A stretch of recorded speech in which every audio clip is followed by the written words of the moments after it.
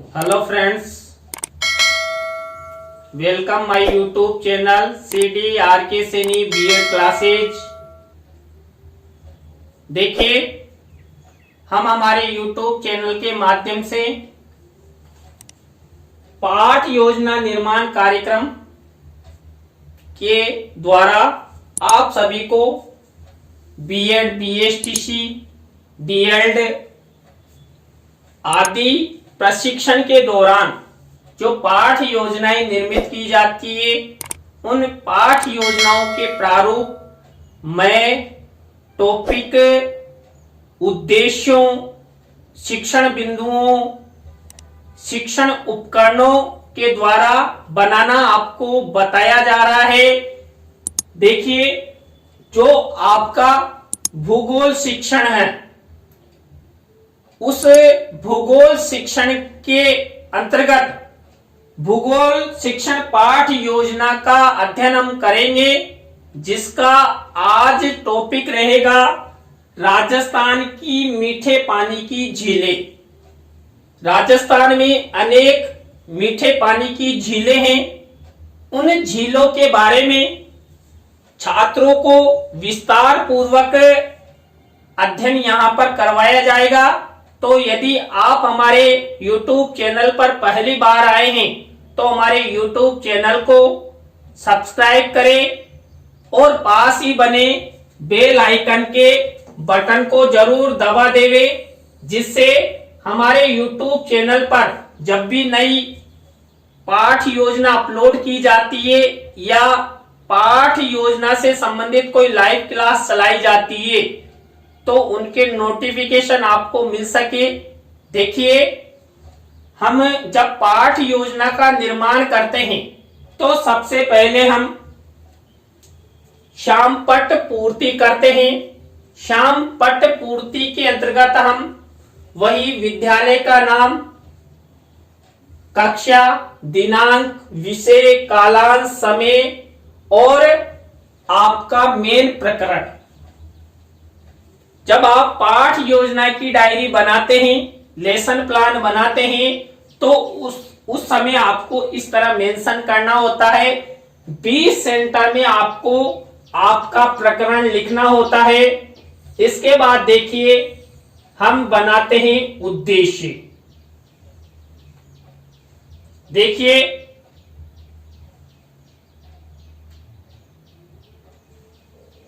भूगोल पाठ योजना, इससे पहले हमने भूगोल विषय पर आधारित एक पाठ योजना का अध्ययन कर लिया है। ये हमारी दूसरे नंबर की भूगोल शिक्षण पर पाठ योजना है, राजस्थान की मीठे पानी की झीलें। तो देखिए, मैंने पहले भी आपको बताया था कि आपको पाठ योजना निर्माण करते समय विशेष ध्यान रखना है उद्देश्य निर्माण का। देखिए, हम 6 उद्देश्य बनाते हैं। इन 6 उद्देश्यों में पहला उद्देश्य ज्ञानात्मक, दूसरा अवबोधात्मक। तो यहां पर ये 2 उद्देश्य और 2 उद्देश्यों के ये विशिष्टीकरण और ये अपेक्षित व्यवहारगत परिवर्तन। देखिए, आप सभी की सबसे अधिक परेशानी होती है कि हम उद्देश्य निर्धारित कर लेते हैं, विशिष्टीकरण बना लेते हैं और अपेक्षित व्यवहारगत परिवर्तन बनाना हमें नहीं आता। देखिए, यहां पर मैं आपको बता दूं, आपको विशेष ध्यान रखना है आपका उद्देश्य और आपका टॉपिक। अब यहां पर देखिए किस तरह मेंशन, छात्र राजस्थान की मीठे पानी की झीलों, पुष्कर, जैसमंद, नक्की आदि के बारे में प्रत्याभिज्ञान कर सकेंगे।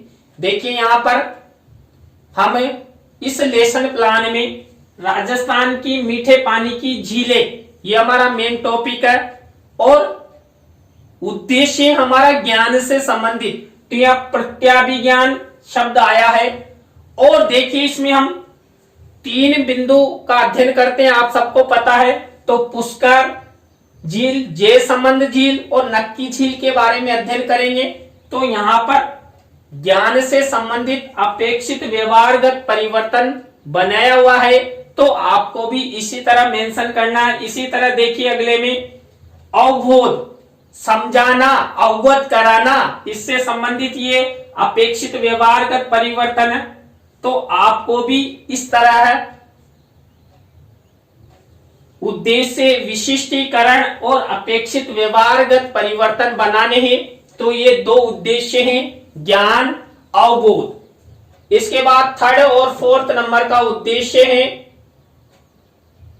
ज्ञानोपयोगी और कौशल, कौशलात्मक इसे हम कहते हैं।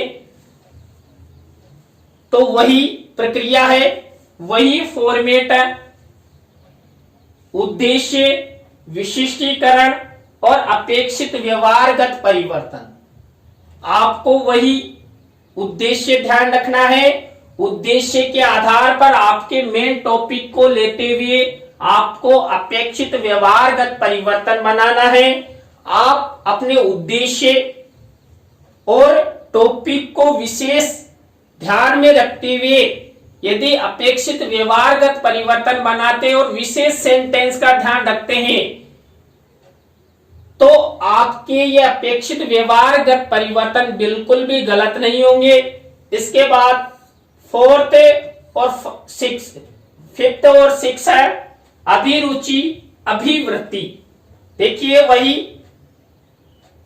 विशिष्टीकरण, अपेक्षित व्यवहारगत परिवर्तन, ये 6 उद्देश्य हम इस तरह है प्रत्येक भूगोल की पाठ योजना में निर्मित करते हैं और विशेष वही उद्देश्य और टॉपिक को ध्यान में रखते हुए विशिष्टीकरण और अपेक्षित व्यवहारगत परिवर्तन बनाते हैं।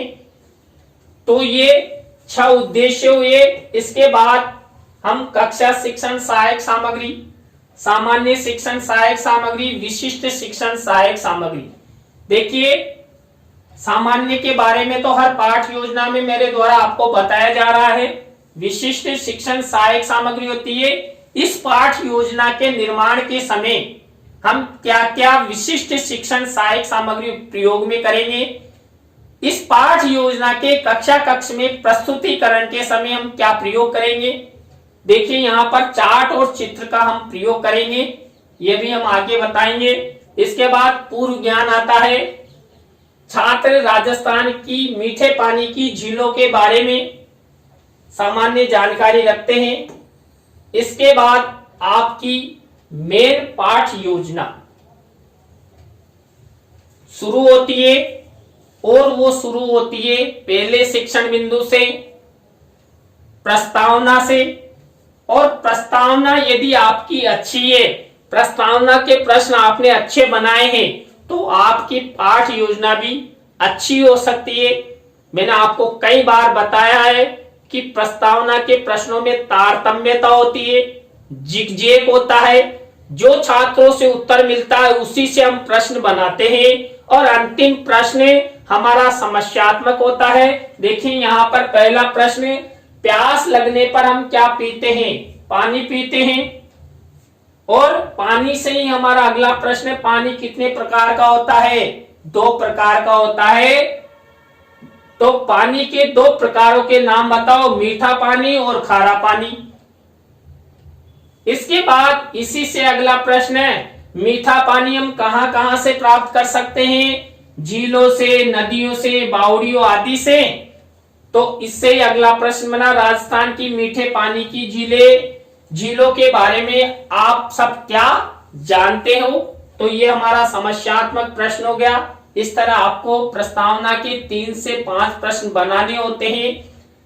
इसके जस्ट बाद जब हम समस्यात्मक प्रश्न करते हैं तो छात्रों को जब समस्यात्मक प्रश्न बताया जाता है या पूछा जाता है उसके तुरंत बाद हम उद्देश्य कथन करते हैं, जो हमारा दूसरा शिक्षण बिंदु है।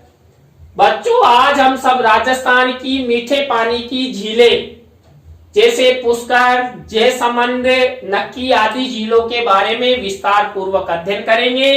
तो छात्र छात्रा ध्यान पूर्वक सुनेंगे। तो इस तरह का फॉर्मेट आपको आप पाठ योजना निर्माण के समय विशेष ध्यान रखते हुए बनाना है। वही शिक्षण बिंदु, छात्र अध्यापक छात्र अध्यापिका क्रिया, छात्र छात्रा क्रिया, शामपट कार्य और शिक्षण सहायक सामग्री। इसके बाद देखिए हमारा वही थर्ड शिक्षण बिंदु प्रस्तुतिकरण।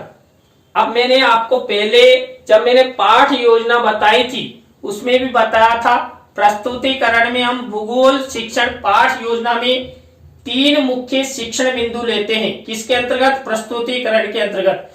तो देखिए यहां पर हमने प्रस्तुतिकरण के अंतर्गत पहला बिंदु लिया पुष्कर झील, क्योंकि हम 3 बिंदु का अध्ययन करेंगे और हमने उद्देश्यों में भी बता दिया है। तो यहाँ पर पुष्कर झील से संबंधित विकासात्मक प्रश्न और विकासात्मक उत्तर। विकासात्मक प्रश्न छात्र अध्यापक छात्र अध्यापिका द्वारा पूछे जाते हैं और विकासात्मक उत्तर छात्र छात्राओं द्वारा दिए जाते हैं। देखिए 3 प्रश्न विकासात्मक पूछे जाते हैं और ये उस टॉपिक से रिलेटेड होते हैं, मेन टॉपिक पर नहीं होते हैं, लेकिन उसका संबंध इनका संबंध उस टॉपिक से होता है। किससे? अब देखिए पुष्कर झील से संबंधित है। राजस्थान का सबसे बड़ा पुष्कर मेला कहाँ बनता है? पुष्कर में। तो पुष्कर झील पुष्कर में है, तो पुष्कर से संबंधित रिलेटेड प्रश्न है। पुष्कर में कौन सी झील स्थित है? पुष्कर झील। और पुष्कर झील के बारे में आप क्या जानते हैं? तो ये विकासात्मक प्रश्न है। विकासात्मक प्रश्नों के बाद देखिए नेक्स्ट जो क्रिया होती है, हमने जो पहला शिक्षण बिंदु लिया था पुष्कर झील, उसके बारे में छात्र अध्यापक छात्र अध्यापिका कथन चलता है। देखिए यहां पर पुष्कर झील के बारे में छात्र अध्यापक छात्र अध्यापिका कथन है, तो आपको भी इसी तरह मेंशन करना है। देखिए यहां पर पुष्कर झील के बारे में लिखा गया है, लेकिन जब हम कक्ष में इसका प्रस्तुतिकरण करते हैं तो मौखिक रूप से करते हैं, व्याख्यान कौशल के रूप में करते हैं। तो यहाँ पर तो यहाँ मेंशन करते हैं, लेकिन प्रस्तुतिकरण में आपके पास ये विषय वस्तु नहीं होगी, आपको मौखिक रूप से इसका व्याख्यान करना है। इसके बाद देखिए छात्र छात्रा क्रिया में छात्र छात्रा ध्यान पूर्वक सुनेंगे और शामपट कार्य में देखिए जो हम व्याख्यान कौशल के तहत जो छात्र अध्यापक छात्र अध्यापिका कथन करेंगे उसमें से जो कोई मुख्य शब्द है या सेंटेंस है उसको ब्लैक मिनीचर पर शामपट कार्य वाले कॉलम में लगाते हैं। यहाँ पर देखिए मैंने लिखा पुष्कर झील पुष्कर शहर में स्थित है, यहाँ विश्व का एकमात्र ब्रह्मा मंदिर स्थित है।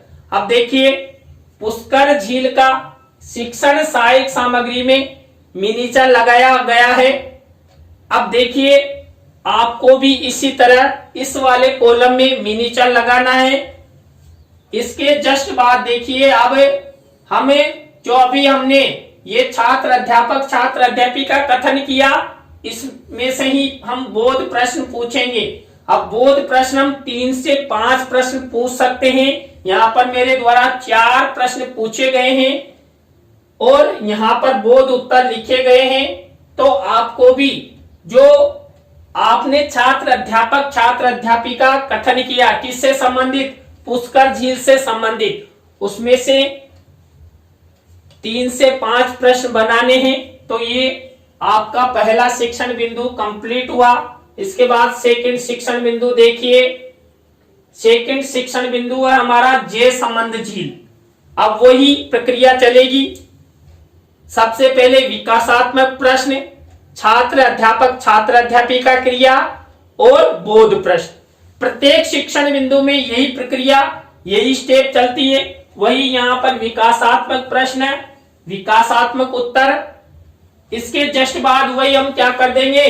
छात्र अध्यापक छात्र अध्यापिका कथन। देखिए वही ये जे संबंध झील के बारे में लिखा हुआ है, छात्र छात्रा क्रिया है, शामपट कार्य में वही मिनीचर लगाया है, मुख्य बिंदु या शब्द या सेंटेंस यहाँ पर लिखा हुआ है और जे संबंध झील का यहाँ पर चित्र मेंशन किया गया है मिनिएचर के रूप में। आपको भी इसी तरह करना है। अब आपको इस छात्र अध्यापक छात्र अध्यापिका कथन में से क्या करना है, बोध प्रश्न करने। देखिए बोध प्रश्न वही मैंने बताया 3 से 5 बोध प्रश्न आप बना सकते हैं।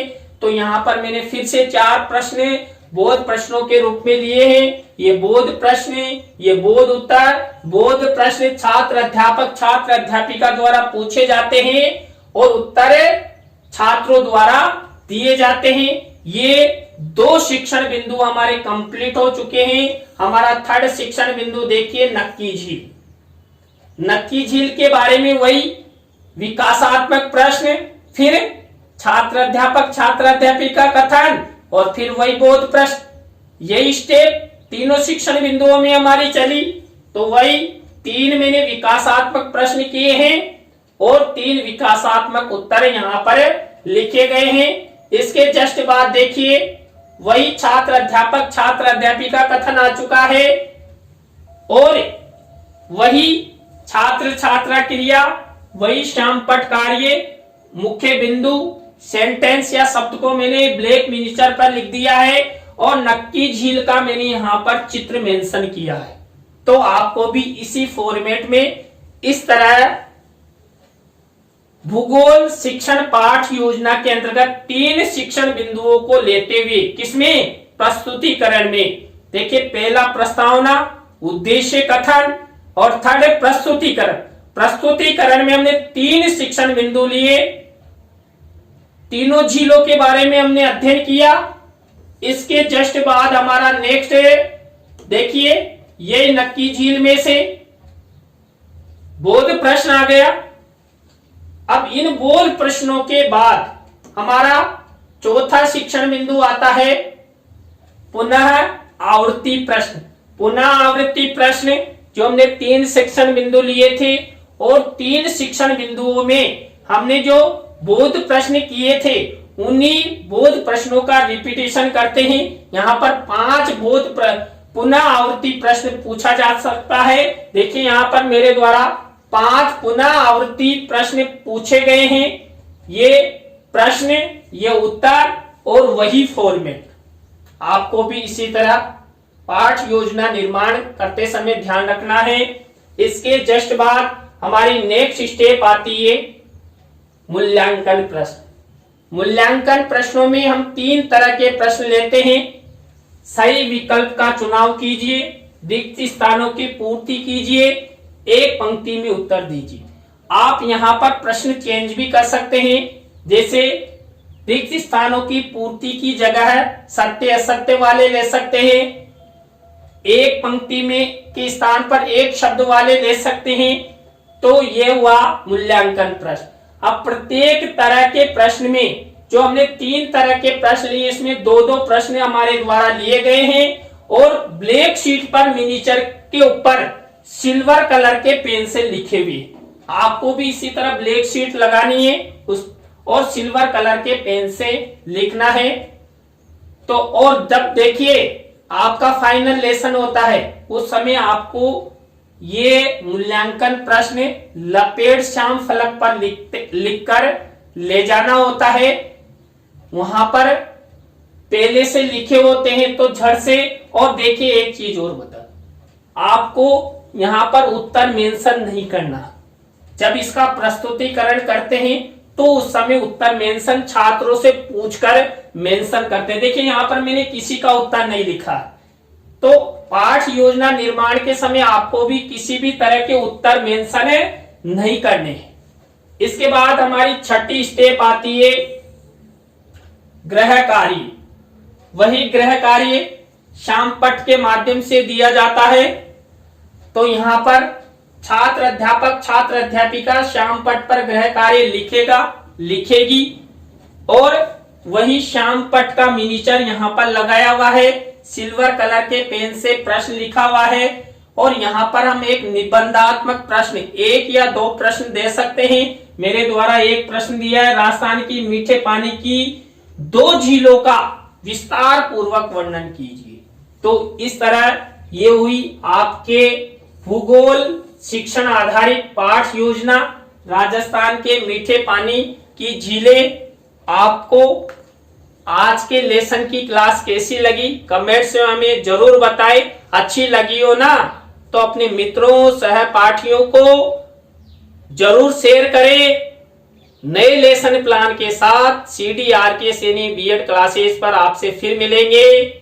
तो राम राम सा, बाय।